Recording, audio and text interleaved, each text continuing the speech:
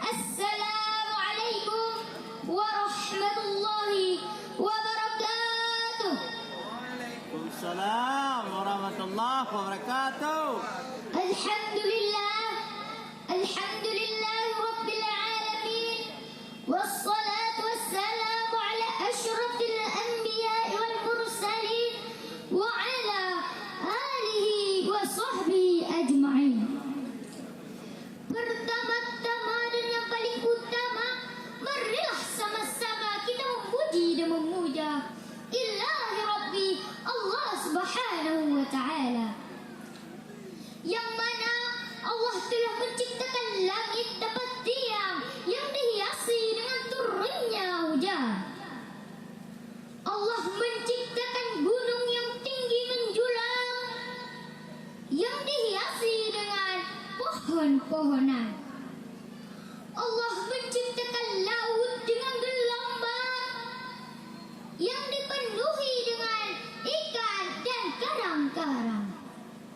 Dan Allah menciptakan bumi yang luas merentang yang dihiasi dengan manusia dan tumbuh-tumbuhan. Seandainya air laut Allah jadikan tinta dan ranting-ranting di gunung Allah jadikan pena, sungguh tak sanggup kita ukirkan betapa banyaknya ciptaan Allah yang diberikan kepada hambanya. Salawat dan salam marilah kita kirimkan kepada seorang presiden revolusi dunia, belahan hati Aminah, buah jantungnya Abdullah, yaitu Nabi besar Muhammad sallallahu alaihi wasallam, yang telah membawa umat manusia dari zaman jahiliyah ke zaman Islamiyah sebagaimana yang kita rasakan saat ini. Yang saya hormati kepada bapak-bapak dan ibu-ibu, dan yang saya hormati teman-teman dan kaum muslimin dan muslimat yang dicintai Allah. Baiklah, pada kesempatan kali ini saya akan menyampaikan sebuah pidato yang berjudul Aku Cinta Rasulullah sallallahu alaihi wasallam. Teman-teman tahu enggak bagaimana caranya agar kita mencintai Nabi Muhammad? Ada pepatah yang mengatakan, tak kenal maka tak sayang, tak sayang maka tak cinta, tak kenal maka ta'aruflah. Jadi agar kita mencintai Rasulullah sallallahu alaihi wasallam, kita harus mengenal beliau dulu. Bagaimana caranya? Teman-teman sekalian, kita bisa mengenal beliau dengan cara membaca Al-Quran dan hadis. Karena di dalam Al-Quran dan hadis ada banyak kisah para nabi, terutama kisah Nabi Muhammad sallallahu alaihi wasallam. Hadirin yang mulia, dalam diri Rasulullah terkumpul akhlak yang mulia dan sifat-sifat utama. Contohnya santun, rendah hati, lemah lembut, jujur, sabar dan tidak sombong.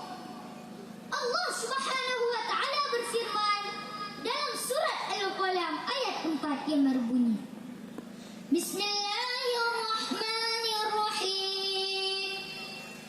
Wa innaka la'ala khuluqin 'azim. Yang artinya, dan sesungguhnya Nabi Muhammad benar-benar berbudi pekerti yang luhur. Oleh sebab itu, Nabi Muhammad sallallahu alaihi wasallam dengan akhlak mulianya adalah teladan bagi seluruh umat manusia. Betul atau enggak teman-teman? Teman-teman yang saya sayangi, Rasulullah sangat mencintai umatnya. Kira-kira Bapak, Ibu dan teman-teman sekalian mau enggak dicintai oleh Rasulullah? Yuk kita lihat bagaimana caranya agar dicintai oleh Rasulullah. Yang pertama, dengan mengikuti ajarannya.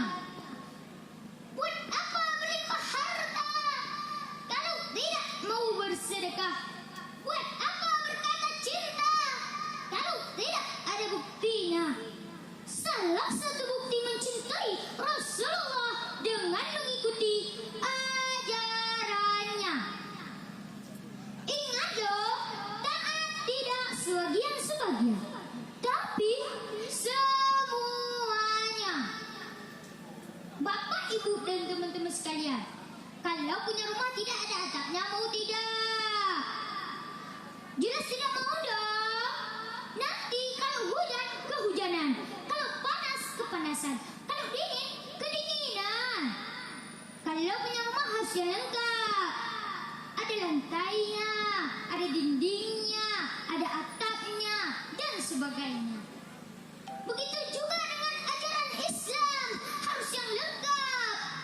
Mau salatnya, mau puasanya, mau sedekahnya, mau senyumnya, jangan pilih-pilih. Itu baru namanya taat. Saudara-saudara yang dirahmati Allah, siapa yang di sini belum saling maaf tuh? Ayo ngaku. Pasti malu. Jikalau kita merasa umat Nabi Muhammad solehnya jangan bolong-bolong ya. Karena menaati Rasul itu sama dengan menaati Allah. Allah berfirman dalam surat An-Nisa ayat 80 yang berbunyi, Bismillahirrahmanirrahim. Man yuti'ir rasul faqad ata'a Allah. Yang artinya, barang siapa yang menaati Rasul itu, sesungguhnya ia telah menaati Allah. Yang kedua, mengikuti sunnahnya. Sunnah Rasul banyak sekali. Ayo, apa contohnya? Misalnya, memakai wangi-wangian, memotong kuku hari Jumat, melaksanakan solat-solat sunnah, dan masih banyak lagi. Kalau kita ingin dicintai Rasul, berarti mengamalkan sunnahnya dalam kehidupan. Yang ketiga, perbanyakkan salawat kepadanya. Allah berfirman dalam surat Al-Ahzab ayat 56 yang berbunyi, Bismillahirrahmanirrahim. Inna Allah wa malaikatahu yusalluna 'alan nabi. Ya ayyuhalladzina amanu sallu 'alaihi wa sallimu taslima. Yang artinya, dan sesungguhnya Allah dan para malaikat saja berselawat kepada Nabi. Hai orang-orang yang beriman, berselawatlah kamu untuk Nabi dan ucapkanlah salam hormatan kepadanya. Hadirin yang mulia, Allah dan para malaikat saja berselawat kepada Nabi, maka tak sepatutnya kita sebagai umatnya tidak mau berselawat kepadanya. Kata baginda Rasul, Man ahabbani aksara min zikri. Barang siapa yang mencintaiku, pasti lebih banyak menyebut namaku. Sebagai penutup, mari kita saling mendoakan. Semoga kita bisa meniru akhlak Nabi dengan cara mengenalnya dan rajin berselawat kepadanya. Mari sama-sama kita berselawat sebagai bukti cinta kita kepada beliau. Sama-sama ya. Salatullah, salamullah ala Taha Rasulillah. Salatullah, salamullah ala Yasin Habibillah.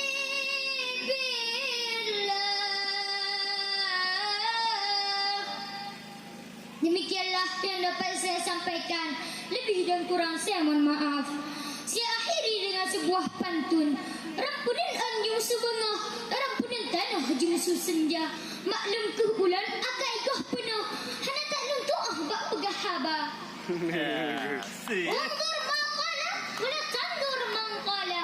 Lihatlah pembicaraan dan jangan lihat orang yang berbicara. Usikum binafsi bitaqullah. Assalamualaikum warahmatullahi wabarakatuh. Waalaikumsalam warahmatullahi wabarakatuh. Dan betul